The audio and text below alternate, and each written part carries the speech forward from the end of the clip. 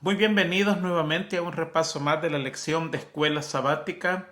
La penúltima lección es la que estaremos estudiando en esta ocasión, lección número 12, que pertenece al último trimestre del año 2023.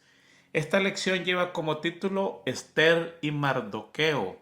Y el texto para esta semana lo encontramos en el libro de Lucas, el capítulo 49 y el versículo 6, donde leemos de la siguiente manera: Yo te haré luz para los gentiles y llevarás mi salvación a los confines de la tierra. Esto es prácticamente la historia de Esther y Mardoqueo. Eh, Vamos a tratar de cubrir lo más que podemos. La lección no está cubriendo todos los aspectos porque es imposible. Es un libro entero, pero está cubriendo las partes más primordiales, que son las que nosotros vamos a tratar de cubrir en estos 60 minutos de estudio más o menos que tenemos. Antes de comenzar en la lección, quiero decirles de que, como dice la lección, este es el libro de la Biblia que no menciona ni una sola vez el nombre de Dios. A pesar que no menciona ni una sola vez el nombre de Dios, el espíritu de profecía en el libro Profetas y Reyes tiene un capítulo dedicado a Esther, y allí denota mucho la presencia de Dios en todas estas circunstancias que se dan, que no son casuales, sino que es la mano de Dios guiando a su pueblo remanente, rebelde, que ha quedado en esas tierras. Así que el espíritu de profecía, la verdad, es muy escueto y no hay mucho donde tomar allí, pero sí vamos a consultarles a ellos y van a ver ciertas información sacada del espíritu de profecía.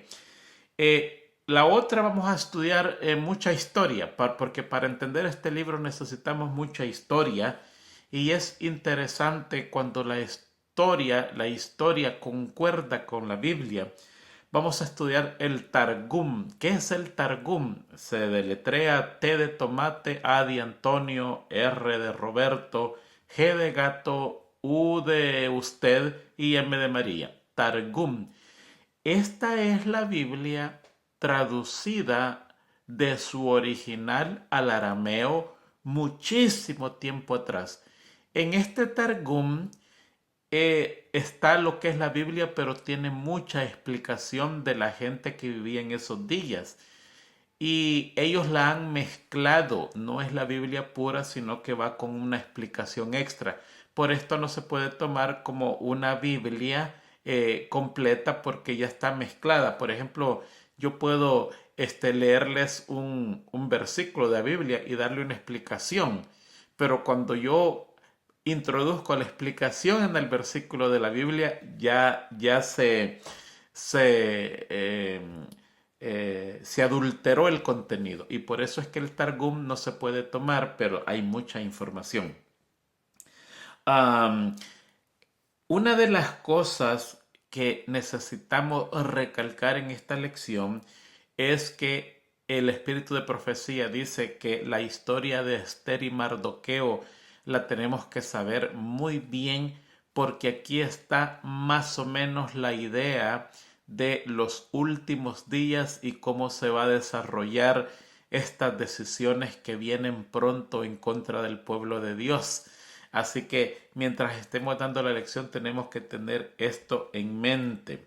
Muy bien, ¿qué había pasado con esta gente que está viviendo en el tiempo de Asuero, de Jerjes o Artajerjes? El nombre de él es Artajerjes. El diminutivo es Jerjes. El nombre Asuero es un título, como quien diga rey, como quien diga el zar, o como quien diga el César. Ese es un título. Entonces, Asuero no es un nombre, sino que es un título. fácilmente se le pudiera llamar en vez de el rey Asuero, como le sabemos decir, el Asuero Jerjes, que tendría que decir el rey Artajerjes, pero usando la palabra Asuero, que es un título. Mire, Nabucodonosor se llevó 70 años cautivo el pueblo de Israel. Jeremías dijo a este pueblo, no se preocupen en regresar porque van a pasar 70 años. Edifiquen casas, planten viñedos, cásense, tengan hijos, porque al final de 70 años van a regresar. Mucha gente creía que iban a regresar inmediatamente, un par de años, 5 años, 10 años. Y Jeremías dijo, no, no es así.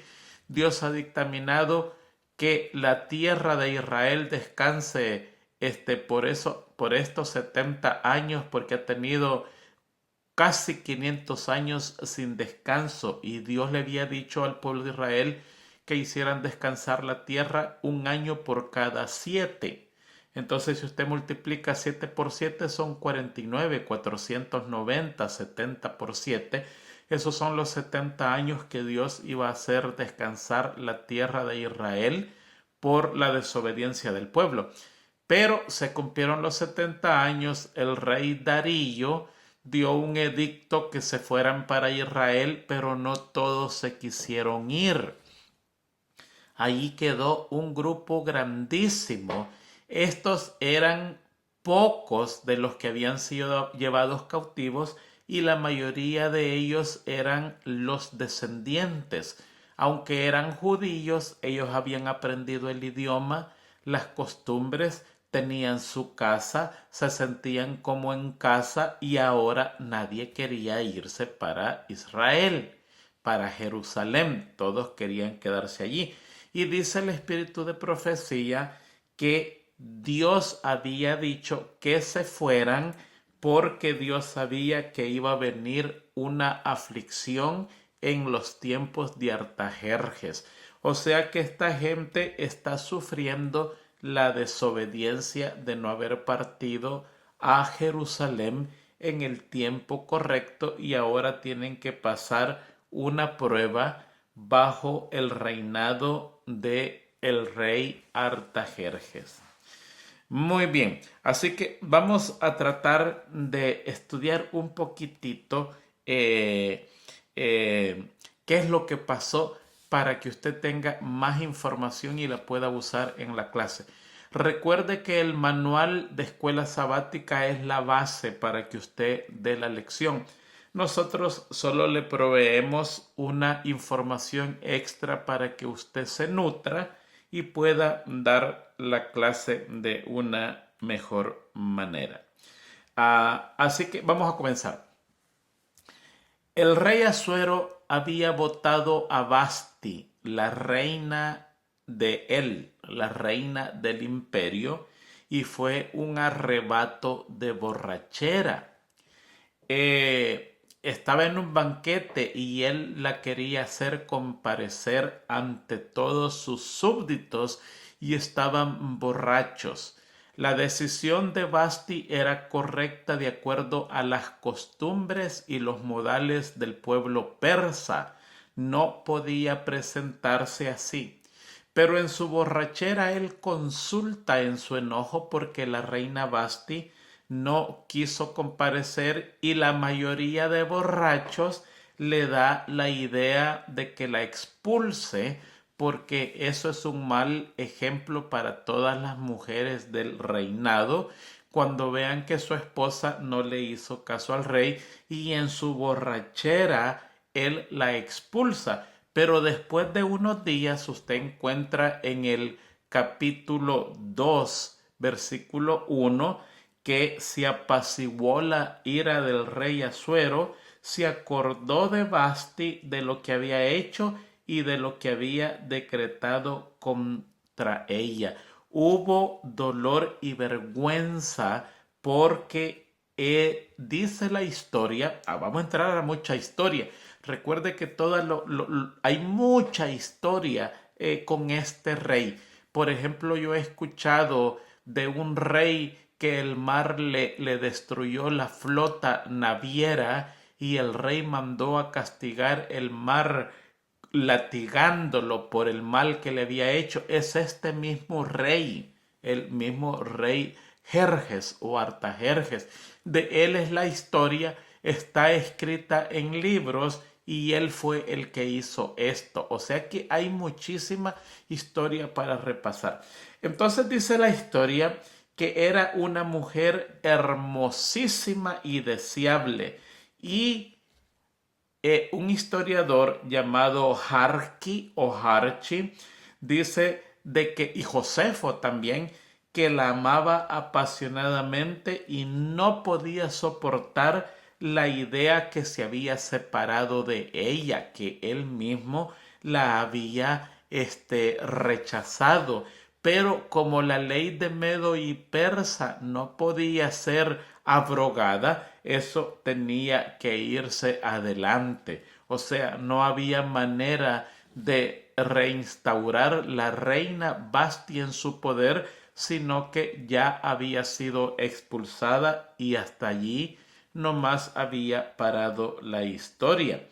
Entonces aquí, para evitar otra cólera más del rey, le dan una idea a Jerjes que mande por toda la tierra a buscar una mujer hermosa para que supla la ausencia de Basti, y al rey, por supuesto, le parece muy agradable la historia. Ahora, este rey tiene una fama de picaflor. Tenía harenes, tenía mujeres, pero cuenta la historia que en una de sus expediciones, cuando venía de regreso hacia su palacio, se enamoró de la esposa de su propio hermano. Y después que le pasó el amor para ella, se enamoró de la hija de la esposa de su propio hermano. Imagínense qué despistado era este rey. Entonces aquí le están diciendo que traiga la muchacha más bonita que se encuentra en todo el imperio, y él dice, sí, me parece una buena idea. Y allí es donde entra en acción Mardoqueo y Esther. Ahora, vamos a dar un pequeñito recuento de ellos, de Mardoqueo y de Esther. Mire, Mardoqueo y Esther eran primos. Ella era hija de un tío de él que murieron mamá y papá y él la adoptó. A pesar que eran primos, Mardoqueo era más o menos a esa edad 40 años, y Esther posiblemente tenía alrededor de 20 años. Fíjense que los historiadores, muchos de ellos, dicen que Mardoqueo era el más poderoso de los eunucos del rey Artajerjes. O sea que él no era cualquiera persona de acuerdo a la historia, sino que era una persona muy poderosísima.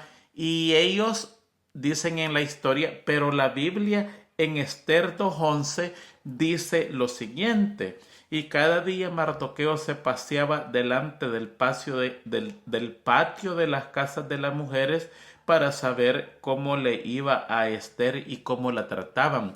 Pasearse en el patio de las casas de las mujeres era prohibido para cualquier persona, solamente para los encargados. Imagínense que la ley persa prohibía bajo pena de muerte cualquier hombre que mirara a una reina o a una concubina del rey. Eso era seriosísimo. O sea que si pasaba una concubina del rey, una mujer del rey, y alguien la miraba, eso era suficiente para obtener la pena de muerte.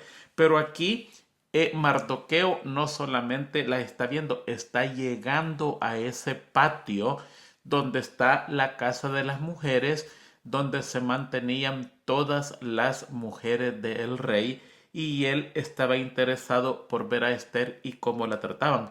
Por lo tanto, era un hombre de alta jerarquía y la mayoría de historiadores creen que era el eunuco principal y de mayor importancia en el reino.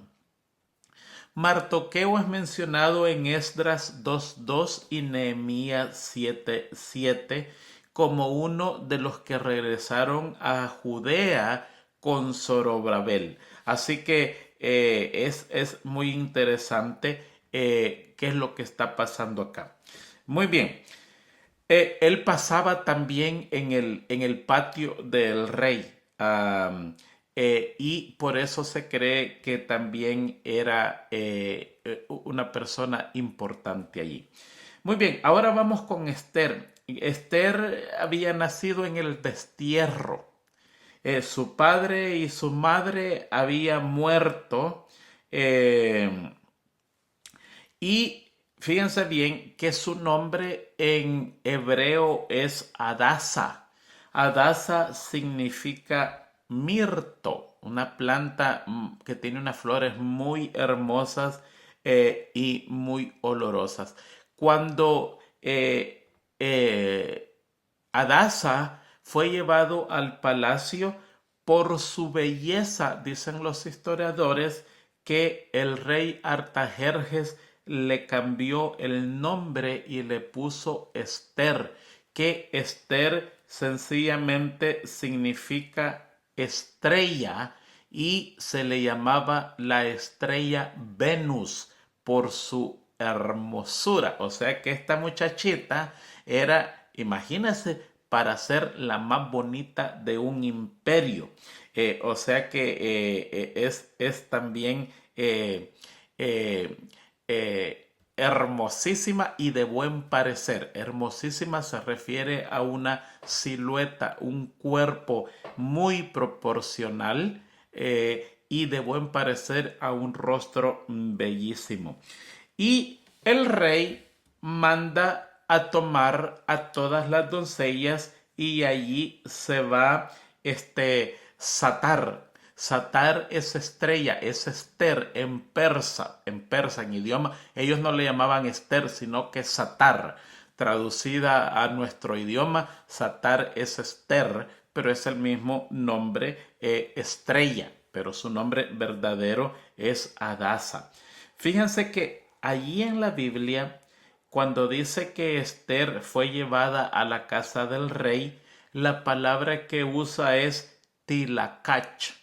Esta palabra denota que no había nada que negociar. Fue llevada por la fuerza, quisiera o no quisiera ella, pero sin usar violencia. La palabra tilakach, que es hebreo,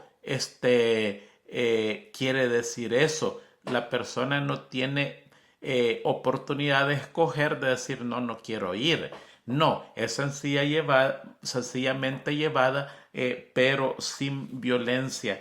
Y solía ocurrir que en esos tiempos, en los lugares orientales, la familia no estaba de acuerdo que se llevaran las muchachas porque nunca más las volvían a ver. Una vez ellas entraban en el harén o en la casa de las mujeres, como le quiera ver, como le quiera decir, nunca más podían salir de allí a la ciudad, nunca más venían a ser propiedad exclusiva del rey para el uso de él. Imagínese usted qué cosa más tremenda venir a ser propiedad sexual de un rey. Eso es lo que eran las mujeres que estaban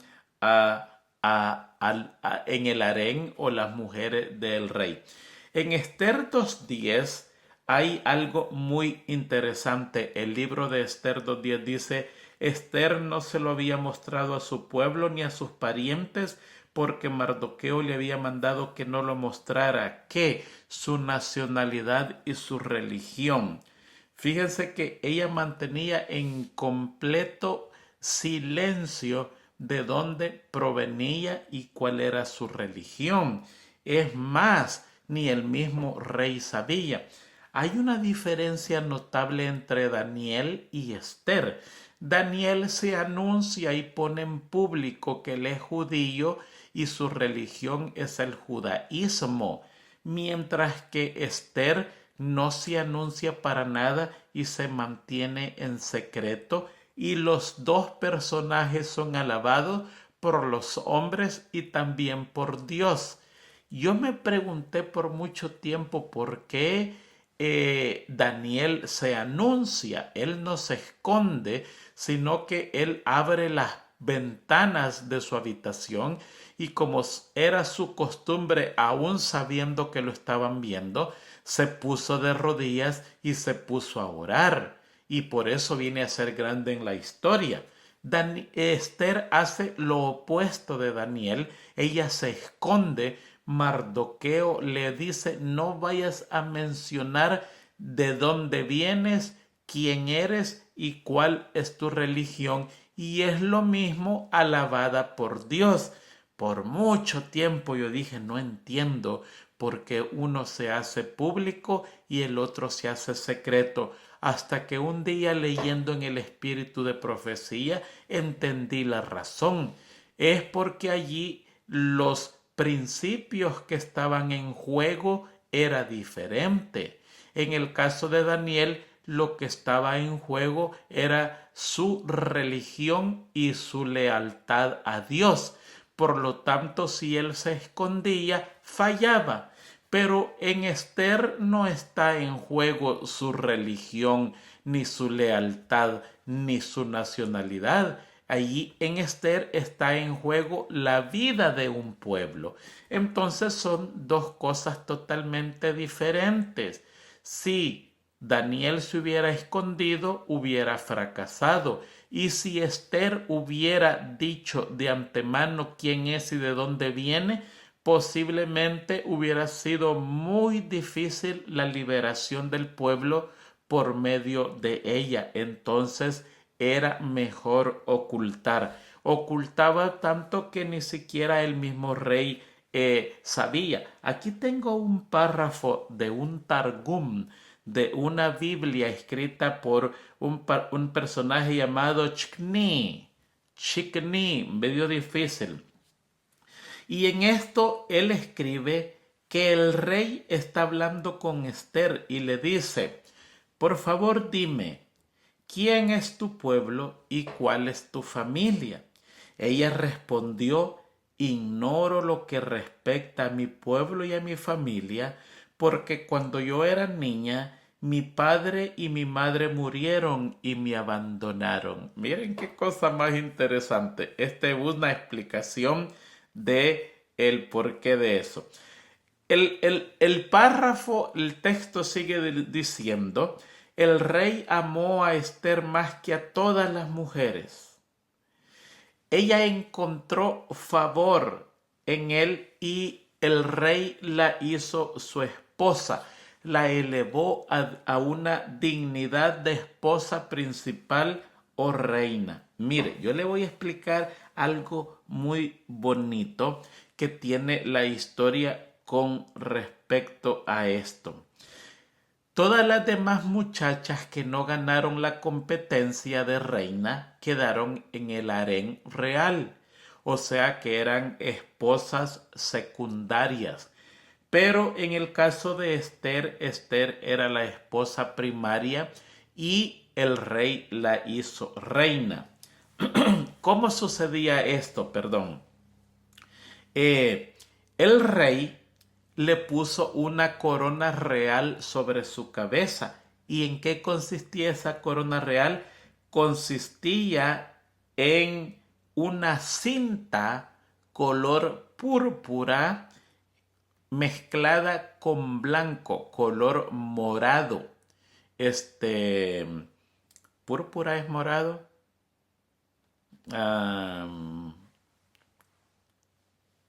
creo que es rojo. Bueno, el color púrpura, déjeme buscarlo inmediatamente porque he confundido qué es en verdad el color púrpura. Sí, es morado. Sí, sí, estaba bien. El color púrpura es morado.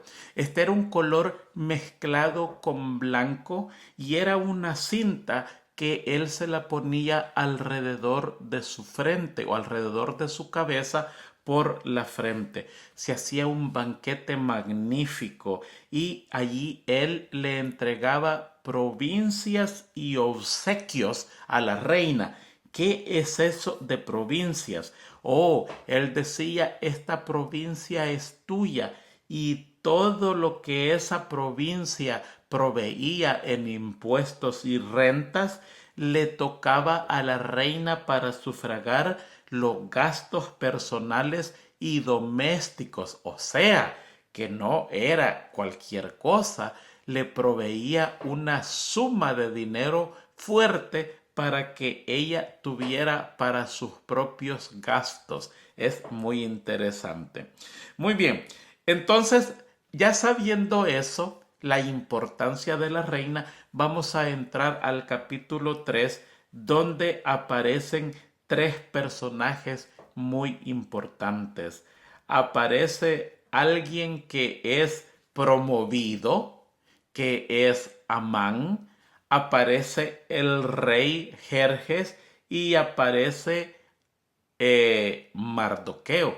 Tres personajes totalmente diferentes y protagonistas. Mire, en Mardoqueo nosotros encontramos un inconformista empedernido. El hombre no se conformaba, no se conformaba con nada. Era perseguidor de la perfección y tenía un pensamiento delineado perfecto. No había quien lo moviera.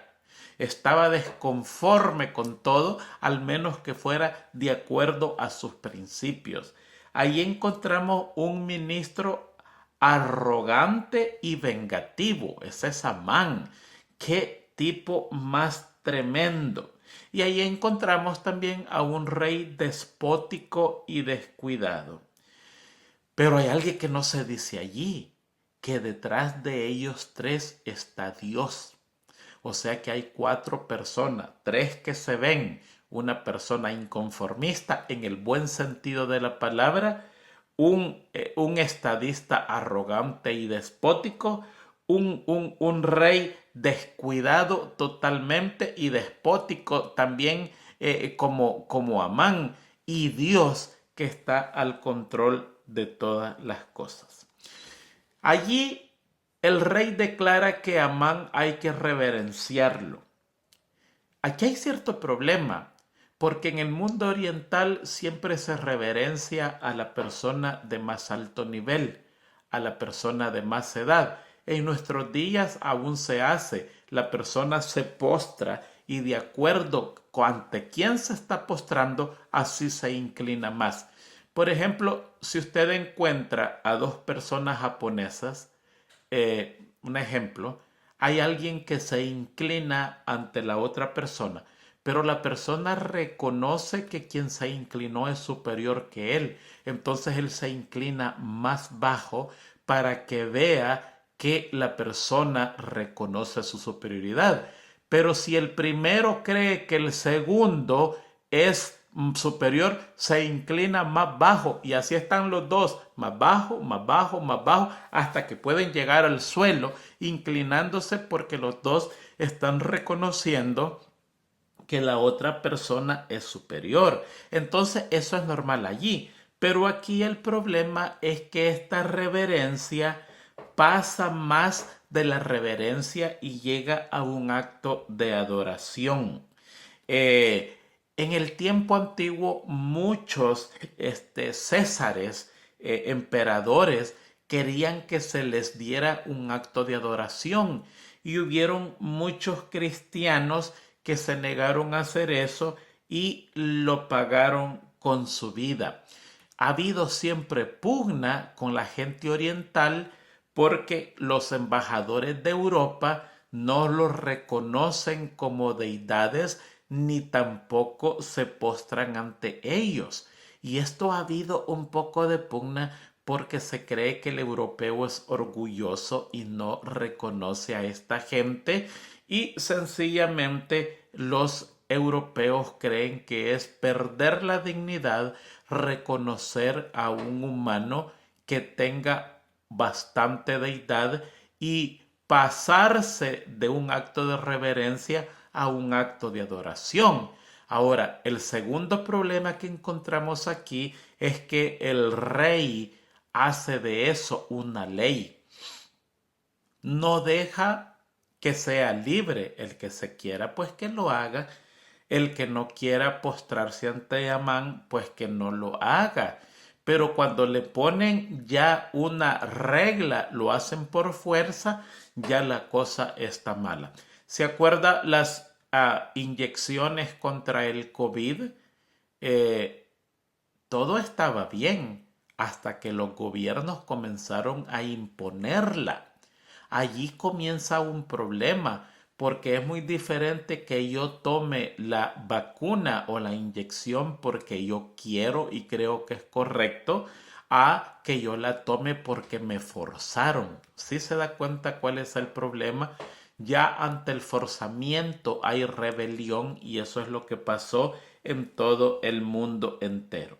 Y ahí encontramos que cuando llega Amán al patio del rey, donde también está Mardoqueo, todos se ponen de rodilla en adoración, mientras que Mardoqueo no lo hace.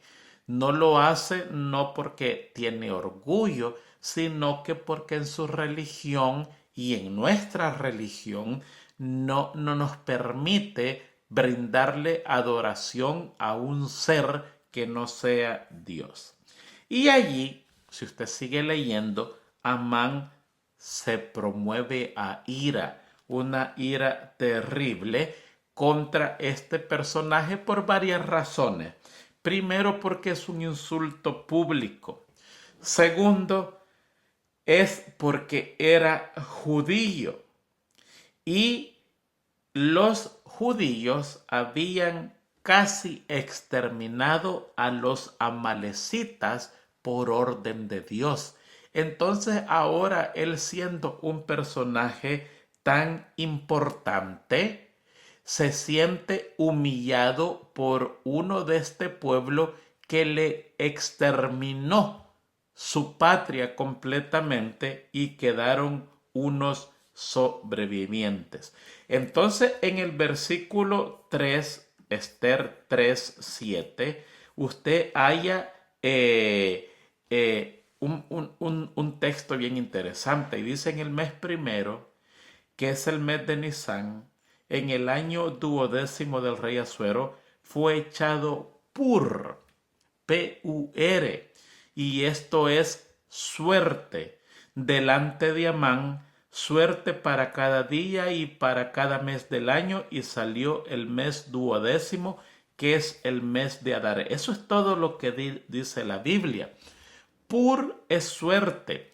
Ya este hombre va a consultar a los magos de esos días y les dicen: ¿saben qué?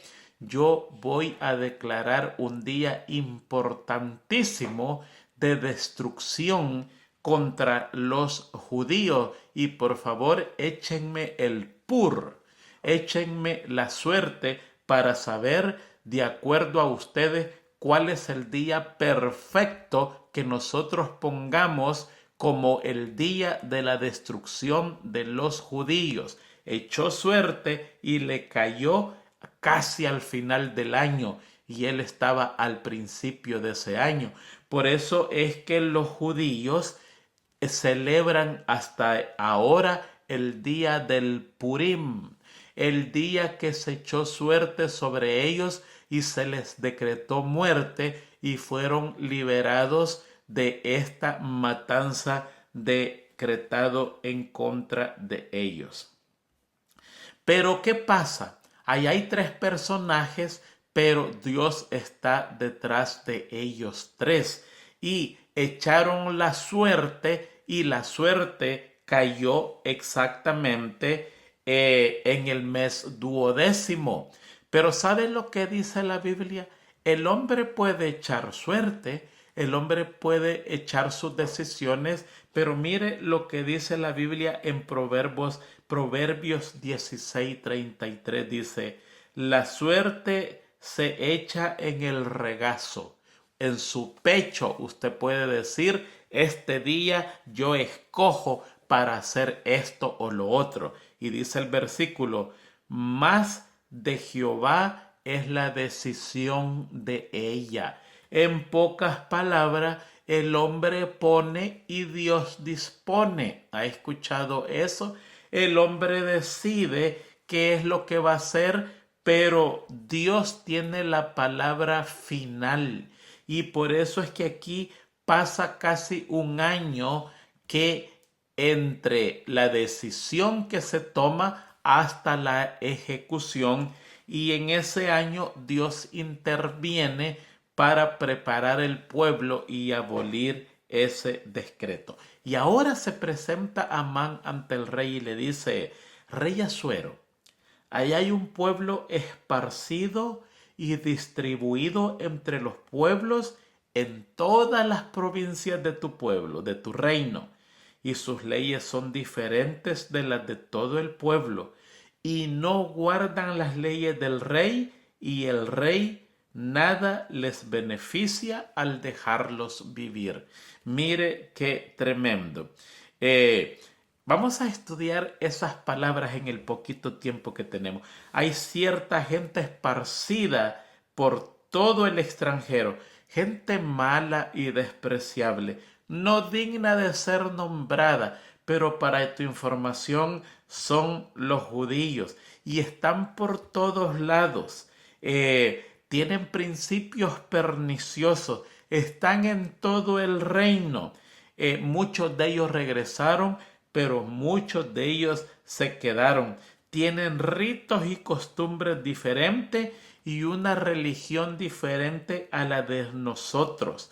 ¿Ve? Por lo tanto, no conviene al rey que lo sufra, dice una versión. No le conviene al rey sufrirlo. En pocas palabras, no es necesario que esto vivan en tu reino.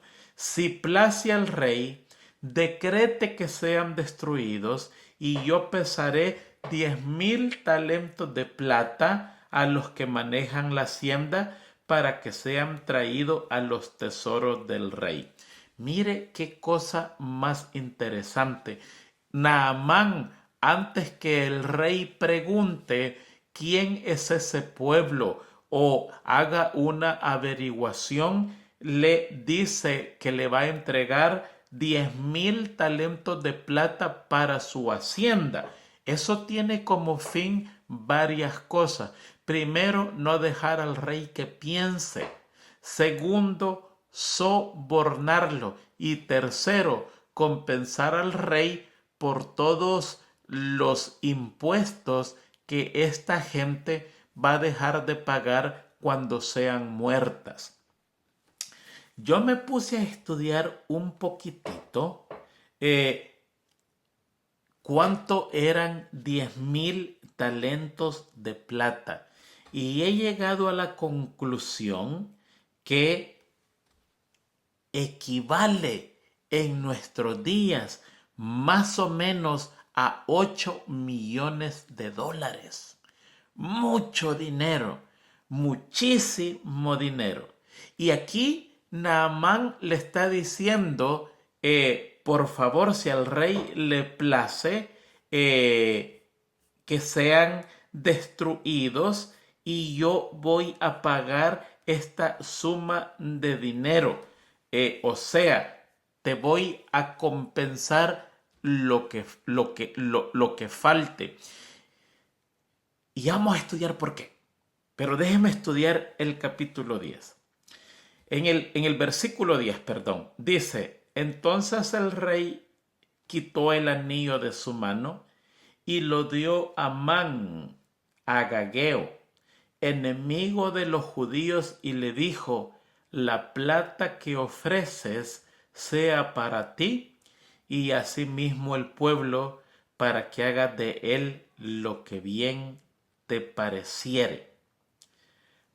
¿Por qué despreció ese dinero, esa plata, el rey Artajerjes?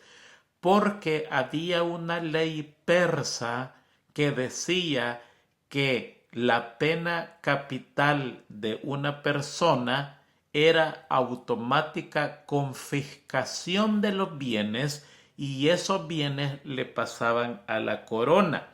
Por lo tanto, 10.000 ciclos de plata, 10.000 talentos de plata, era nada comparado con todas las propiedades que iban a ser confiscadas a los judíos e iban a pertenecer al rey. Entonces, aquí Naamán se está tratando de ganarse al rey, pero sale que salen ganando a él, porque el rey no necesita esa plata. Es muy poquito para lo que va a recibir de parte de los judíos cuando hubieran sido aniquilados, y además le quitaba a Naamán el derecho de posesionarse de estos bienes a cambio de ese dinero que él iba a entregar a él. O sea, si él le aceptaba ese dinero a Naamán, también le tenía que aceptar que todo lo que Naamán hiciera le iba a pertenecer a Naamán. Y el rey dice: no, no, no, quédate con la plata, y lo que los judíos se les quite, eso me pertenece a mí. Entonces, la confiscación siempre acompañaba a la pena capital, y eso era lo que pasó allí. Muy bien, el versículo 13 dice que fueron enviadas por correos a todas las provincias del rey con la orden de destruir, matar y exterminar a todos los judíos, jóvenes, ancianos, niños y mujeres, en un mismo día, en el día 13 del mes duodécimo, que es el mes de Adar, y de apoderarse de sus bienes. Estos bienes eran para la corona. ¿Cómo llevaban este correo tan rápido? Mire, en todo el imperio habían establos donde habían caballos y jinetes, y ellos tenían calculado cuánto un caballo podía correr en el día, y cuando una orden salía, este caballo corría de establo a establo, y de allí, cuando llegaba, siempre había un jinete listo y un caballo listo para continuar de día y de noche. Ese correo no paraba, algo así como se ven en las películas medievales, donde el rey manda un correo y sus súbditos corren de día y de noche con caballos, y eso llega rapidísimo. Hay gente que ha dicho que ese método de correo era más rápido que el vuelo de los pájaros, cosa que no es verdad. Un pájaro puede volar más rápido que eso, pero realmente eran un método muy rápido que se empleaba para que los dictámenes del rey llegaran a cualquier parte del imperio. Y hay una cosa que aquí me quiero parar un poquitito. En el versículo 15, estamos en el capítulo 3 de Esther, versículo 15.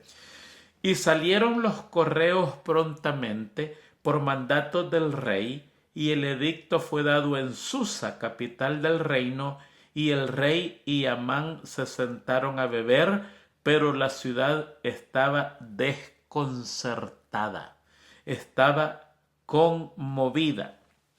Y aquí nos vamos a parar un poquitito, porque es interesante estudiar esto. Miren, ¿por qué la ciudad estaba conmovida? Porque era una ciudad, y todo el imperio tenía una religión que se llamaba Zoroastro, con Z, Zoroastro. Y por ser de esta religión, naturalmente iban a simpatizar con la religión de los judíos. Había un vínculo con la religión judaica por lo que creían los de la religión Zoroastro. ¿Qué es lo que esta gente creía? Bueno, tenían un profeta, tuvieron un profeta, el fundador de la religión Zoroastro, que esta deidad después lo convirtieron en un dios, pero el fundador se llamaba Ahura, A-H-A-U-R-A, Ahura. Bueno, es Ahura, así es la pronunciación en español, Ahura Mazda, así como la marca del carro japonés, Ahura Mazda. Y eso significa el dios de la sabiduría. Eran personas sabias que veneraban la sabiduría y ellos creían que tenían el derecho a practicar las buenas obras, a hacer buenos trabajos, a sembrar la buena semilla, y toda la gente que hacía esto se le prometía que se le iba a permitir vivir en el paraíso después que muriera. Por lo tanto, era gente buena, gente que no hacía mal. Y al darse cuenta que el rey había hecho esto, iba en contra de los principios de la religión Zoroastro, que enseñaba exactamente lo opuesto: a respetar a los ciudadanos, no importa quién sea, a hacer buenas obras para lograr entrar al paraíso y vivir allí por la eternidad. Entonces, por esa razón, la ciudad estaba desconcertada, porque sabían que la decisión del rey era una decisión absurda, porque allí iban a morir miles o posiblemente millones de judíos, y ellos estaban relacionados con los judíos, ya sea por parentesco, ya sea por comercio, ya sea por ser el vecino. Por cualquier razón estaban relacionados con el mundo judío, y para ellos fue enfrentar una decisión terrible, que saber que en ese día iba a haber una matanza de personas que ellos conocían. La ciudad estaba devastada por la imprudencia de este rey déspota y descuidado. Pero es interesante dos cosas. El anillo que tenía en verdad no era un anillo, era como un cono. Imagínense la forma de un anillo, pero así de grande. Y este anillo se le llama anillo porque eso parecía. Dicho sea de paso, hay uno en el Museo de Londres que era del papá del rey Jerjes, que también fue rey. Y este anillo tenía un engravado de un caballo con alas peleando con un león, pero estaba a todo alrededor. Entonces la cera se ponía sobre el documento y el anillo se rolaba sobre la cera, y allí quedaba impreso una figura difícil de copiar, y se sabía que era el anillo del rey. Después que hicieron esto, dice el versículo que el rey y Amán se pusieron a beber. Mire qué cosa más interesante. Antes que la conciencia los azotara por una decisión equivocada, Naamán mantuvo bebiendo al rey para calmar esa conciencia quebrantada, para endurecerle el corazón. Y muchas veces nos pasa a nosotros que cuando tenemos una conciencia que se ha quebrantado, adoptamos algún método para ahogar las convicciones y el grito de una conciencia que pide justicia. Muy bien, se nos ha ido el tiempo, hay tanto que estudiar. Esther 4. Y allí Mardoqueo se da cuenta y se viste de cilicio y se pone ceniza sobre su cabeza. ¿Qué es vestirse de cilicio? Muchas veces nosotros repetimos palabras que no las comprendemos completamente. Y muchas veces decimos vestirse de cilicio es vestirse de luto, vestirse de negro. Y hasta allí está correcto. Pero realmente vestirse de cilicio es vestirse de piel de animales color negra. Por ejemplo, el tejón de miel es un animal que provee una piel negra. El oso provee esa piel negra. Entonces, cuando se vestían de cilicio, sencillamente se estaban poniendo un manto oscuro de piel que tenía pelo. En inglés tenemos una palabra para eso que se llama fur. En español yo no sé, pero para que entendamos, no solamente era una piel negra, tenía que tener pelo, el pelo del animal. Pero aquí Mardoqueo hace dos cosas. Se viste de cilicio y se rocía, se echa ceniza sobre su cabeza. Y aquí hay que explicar esto. Cuando una persona se vestía de cilicio, significaba que el dolor era terrible, era un dolor incontenible. Pero cuando se vestía de silicio y se agregaba ceniza, quería decir que había un dolor terrible y una desgracia irreparable. O sea, el mensaje era terrible. Era un mensaje de desastre total.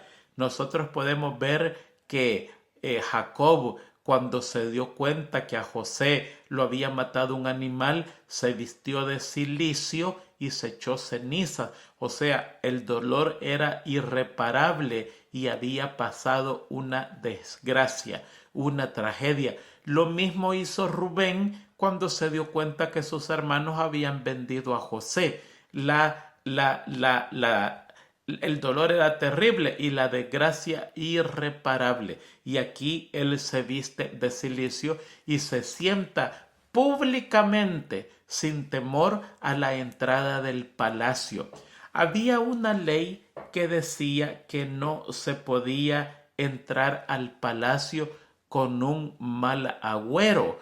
Por lo tanto, allí se queda Mardoqueo a la entrada del palacio y no podía ni siquiera ver a Esther porque tenía que entrar al palacio y no le era permitido entrar de mal agüero, pero él tiene dolor.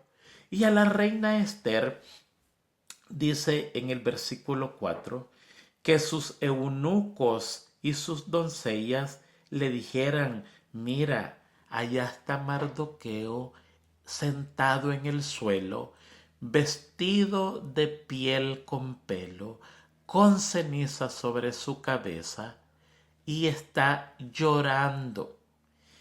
Y la reina, si usted lee la Biblia, léalo por favor detenidamente, agarra a uno de sus sirvientes y le manda un vestido nuevo y le dice: cámbiate por favor, quítate esa ropa y con una ropa que no sea de luto, entra al palacio y vamos a ver en qué consiste tu dolor. La reina está afligida porque posiblemente es primera vez que ve a su primo con dolor irreparable y una desgracia irreparable.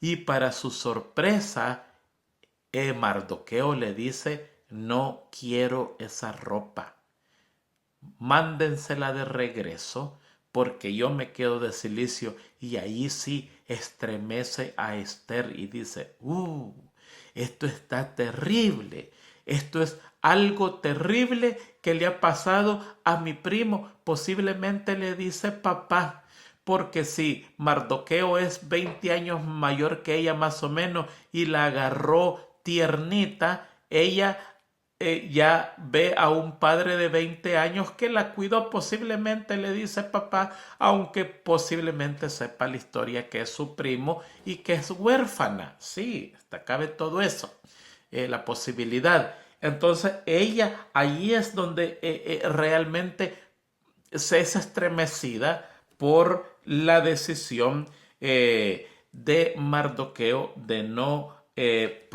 cambiarse la ropa de silicio y ponerse una ropa para que ella pudiera hablar con él. Hermano, el tiempo se nos fue. Una hora es suficiente, pero déjeme terminar con lo siguiente, que hay mucho que estudiar, porque la historia es interesante y está escrita y concuerda con la Biblia. Mardoqueo le dice, mira, preséntate ante el rey. Esas son palabras fuertes, palabra muy fuerte que no se le dice a una reina. Prácticamente le está dando órdenes y ella le manda a decir, después que sabe todo lo que está pasando, le dice, mira, sabe de que hay una ley del rey que la impuso Darío, que nadie se puede presentar al rey sin ser llamado.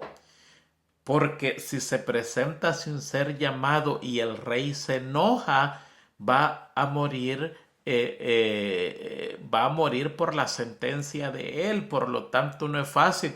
Y quiero decirte también que el amor del rey se ha bajado un poquitito para mí, porque ya tiene 30 días que no me llama. Yo no me he presentado ante él, y si me presento ante él, corro el riesgo de morirme.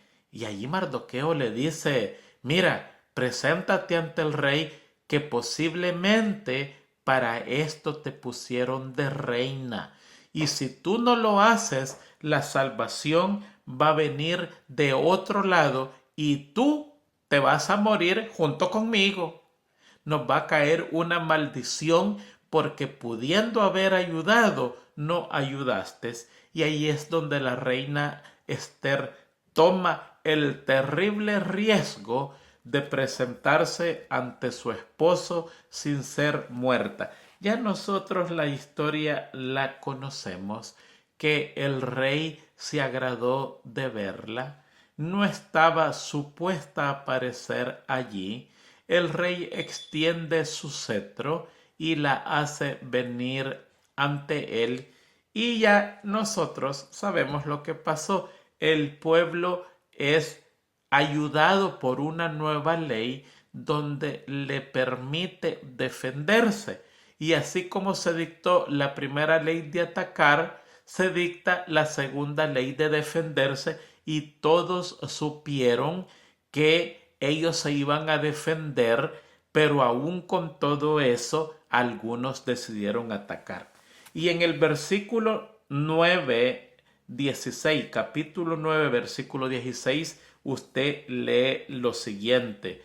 Pero los otros judíos que estaban en la provincia del rey se reunieron, se pusieron de pie y descansaron de sus enemigos y mataron a 75,000 de sus enemigos, pero no pusieron sus manos sobre la presa. O sea que mataron 75,000 de los muertos que iban a ser de Israel. No se registra ni uno, pero de los enemigos que aún sabiendo la nueva ley del rey se atrevieron a atacar al pueblo de Israel, cayeron 75,000 de ellos, pero los judíos no pusieron su mano sobre el botín, y eso era para enseñar que ellos no tenían ambición de tomar las cosas de los que habían muerto, sino que su único propósito fue a salvar su vida ante estas personas que estaban agrediendo. Muy bien, hermano, se nos terminó la lección. Hay algo importante que nosotros tenemos que enfatizar en esta lección, y es que esta historia se ha dejado en la Biblia como una muestra de lo que va a pasar en los últimos días para los que estemos con vida. Va a haber allí un rey déspota y descuidado. Y allí va a haber un personaje que prácticamente va a engañar al rey y lo va a hacer promulgar leyes en contra de los hijos de Dios por despecho. Y si usted lee el espíritu de profecía, el problema de los últimos días es que hay un pueblo que guarda la ley de Dios. Y solo por el acto de guardar la ley de Dios causa mal, causa un poquito de desconformidad por el acto de guardar la ley de Dios, y este pueblo no es deseable para nada y se va a imponer leyes para deshacerse, leyes basadas en la ira, en el odio. Y nosotros tendríamos que leer Esther detenidamente para saber más o menos qué es lo que nos está esperando en el futuro. Así que, hermanos, hemos llegado a la final de la penúltima lección. Les deseo un feliz fin de semana, que la pasen bien, que